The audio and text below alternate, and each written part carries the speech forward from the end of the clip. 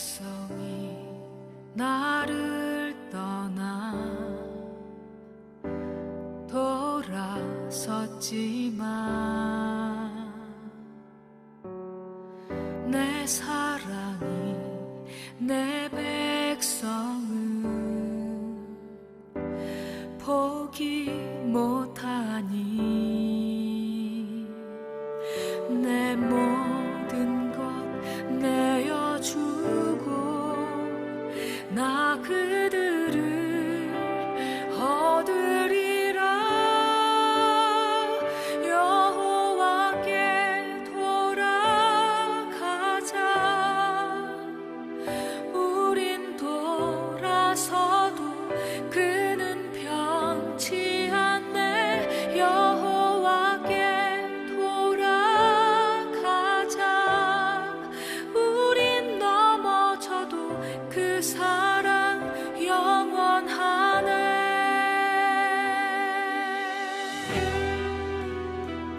성도 여러분, 9월 29일 화요일 아침 묵상의 시간입니다. 오늘도 우리 주 예수 그리스도의 은혜와 평강이 여러분의 가정과 직장과 사역 위에 충만하게 넘치시기를 우리 주 예수님의 이름으로 간절히 축원드립니다. 오늘은 고린도전서 14장 26절로 40절까지의 말씀을 본문으로 모든 것을 품위 있고 질서 있게 하라 라는 제목으로 은혜의 말씀을 함께 나누고자 합니다. 먼저 본문의 말씀을 제가 봉독해 드리도록 하겠습니다. 그런즉 형제들아 어찌할까? 너희가 모일 때에 각각 찬송시도 있으며 가르치는 말씀도 있으며 계시도 있으며 방언도 있으며 통역함도 있나니 모든 것을 덕을 세우기 위하여 하라. 만일 누가 방언으로 말하거든 두 사람이나 많아야 세 사람이 차례를 따라 하고 한 사람이 통역할 것이요 만일 통역하는 자가 없으면 교회에서는 잠잠하고 자기와 하나님께 말할 것이요 예언하는 자는 둘이나 셋이나 말하고 다른 이들은 분별할 것이요 만일 곁에 앉아 있는 다른 이에게 계시가 있으면 먼저 하던 자는 잠잠할지니라. 너희는 다 모든 사람으로 배우게 하고 모든 사람으로 권면을 받게 하기 위하여 하나씩 하나씩 예언할 수 있느니라. 예언하는 자들의 영은 예언하는 자들에게 제재를 받나니 하나님은 무질서의 하나님이 아니시요 오직 화평의 하나님이시니라. 모든 성도가 교회에서 함과 같이 여자는 교회에서 잠잠하라. 그들에게는 말하는 것을 허락함이 없나니 율법에 이른 것 같이 오직 복종할 것이요 만일 무엇을 배우려거든 집에서 자기 남편에게 물을지니 여자가 교회에서 말하는 것은 부끄러운 것이라. 하나님의 말씀이 너희로부터 난 것이냐 또는 너희에게만 임한 것이냐.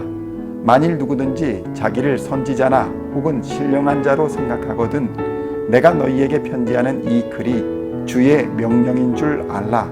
만일 누구든지 알지 못하면 그는 알지 못한 자니라. 그런즉 내 형제들아 예언하기를 사모하며 방언 말하기를 금하지 말라. 모든 것을 품위 있게 하고 질서 있게 하라.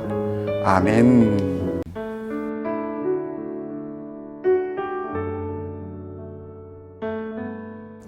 성도 여러분, 우리가 살아가는 사회는 빠르게 변화를 경험하고 있습니다. 이전에 전혀 경험할 수 없고 상상할 수도 없었던 것들이 현실이 되어가고 있습니다. 여러분 손에 있는 세상의 어느 무엇보다 가까이 있는 휴대폰을 생각해 보십시오. 이제 우리는 잠시라도 휴대폰이 없는 세상은 상상하기 힘들 정도입니다.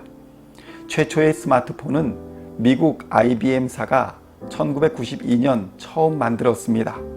1993년에 미국 시장에 사이먼이라는 이름으로 내놓았습니다. 달력과 메모장, 이메일, 팩스 기능이 있었습니다. 배터리는 1시간밖에 가지 못했고 결국 이 전화기는 판매 부진으로 2년 만에 시장에서 사라졌습니다. 그러나 14년 후인 2007년에 애플사의 아이폰이 등장하였습니다. 그리고는 그동안 우리가 생각하던 전화기의 개념을 완전히 바꾸어 놓았습니다. 2007년 당시만 해도 휴대전화의 주요 기능은 통화와 문자 메시지가 가장 중요한 핵심 기능이었습니다. 그러나 아이폰의 등장은 일반적인 컴퓨터 기능을 넘어서 정보기술과 관련된 모든 기기의 중심으로 핸드폰이 자리하는 변화의 중심이 되었습니다. 그리고 또다시 13년이 흐른 지금 스마트폰으로 불리는 휴대폰은 우리 사회에서 없어서는 안 될 인간의 가장 가깝고 필수적인 기계장치가 되었습니다.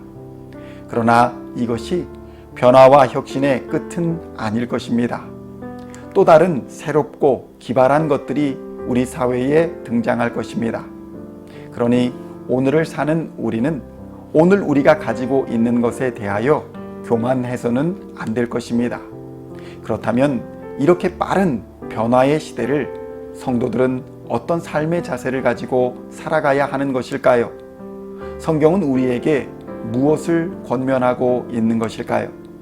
첫째로 성경은 모든 것을 품위 있게 하라고 권면하고 있습니다.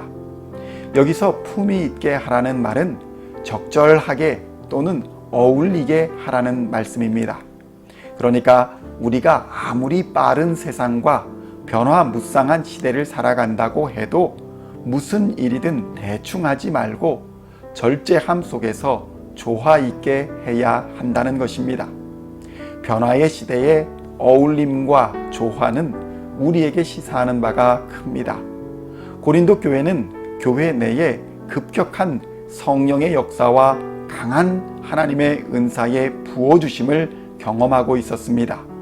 이전과는 전혀 다른 역동적인 공동체가 바로 교회였습니다. 그러니 문제가 있다고 해서 교회가 하나님이 부어주시는 은사를 막을 이유는 없는 것입니다. 그래서 바울도 말합니다. 그런즉 내 형제들아 예언하기를 사모하며 방언 말하기를 금하지 말라. 아멘. 그러나 이 모든 것이 방종이 아니라 절제함 속에서 조화를 이루어야 함을 바울은 말씀하고 있는 것입니다. 오늘 우리는 무엇과 조화를 이루어야 하는 것일까요? 세상의 것을 절제함 없이 방종으로 받아들이는 것은 세상과 타협하는 것임을 우리는 주의해야 할 것입니다. 우리는 세상의 것을 하나님의 말씀에 비추어서 절제함으로 품위 있게 받아들여 변화를 감당할 수 있어야 그것이 조화로운 신앙생활이 될 것입니다. 둘째로 바울은 모든 것을 질서대로 하라고 권면하고 있습니다. 성도 여러분, 질서대로라는 것은 순서대로라는 말입니다. 세상의 변화 속도가 빠르면 질서와 순서를 무시하고 건너뛰고자 하는 욕망에 사로잡힐 수 있습니다. 그러나 이 같은 것은 잠시의 유익은 있을지 모르나 결국에는 모래 위에 지은 집과 같이 무너져 내릴 것입니다. 조금 늦어 보인다고 염려하거나 불안해하지 마십시오. 모든 것을 질서와 순서대로 풀어가다 보면 누구보다 빠르게 목적지에 가 있는 여러분을 발견하게 될 것입니다. 복음은 가로질러 가는 것이 아닙니다. 하나님은 질서의 하나님이십니다. 문제가 복잡하게 꼬였다고 생각될 때 신앙의 기초로 돌아가 순서대로 다시 시작하면 될 것입니다. 기도하고 말씀 속에서 응답을 기다리며 고난 중에 기뻐하고 참으며 찬송하면 마침내 도우시는 하나님의 손길을 경험하게 될 것입니다. 그리고 하나님이 준비하신 가장 최선의 길로 여러분을 인도해 주실 것입니다. 오늘도 주의 인도하심을 따라 바쁘고 변화무쌍한 세상에서 모든 것을 품위 있고 질서대로 하시는 시온의 성도님들이 다 되시기를 우리 주 예수님의 이름으로 간절히 축원드립니다. 기도하시겠습니다. 사랑과 은혜가 충만하신 하나님 아버지, 감사와 찬양을 올려드립니다. 시시각각 변화하는 세상에서 처처의 가난과 기근 그리고 전쟁의 소식도 들려옵니다. 이러한 빠르게 변화하는 세상 속에서 그리스도인들이 중심을 잡고 모든 것을 품위 있고 질서대로 하는 삶의 모범을 보일 수 있도록 능력으로 함께하여 주시옵소서.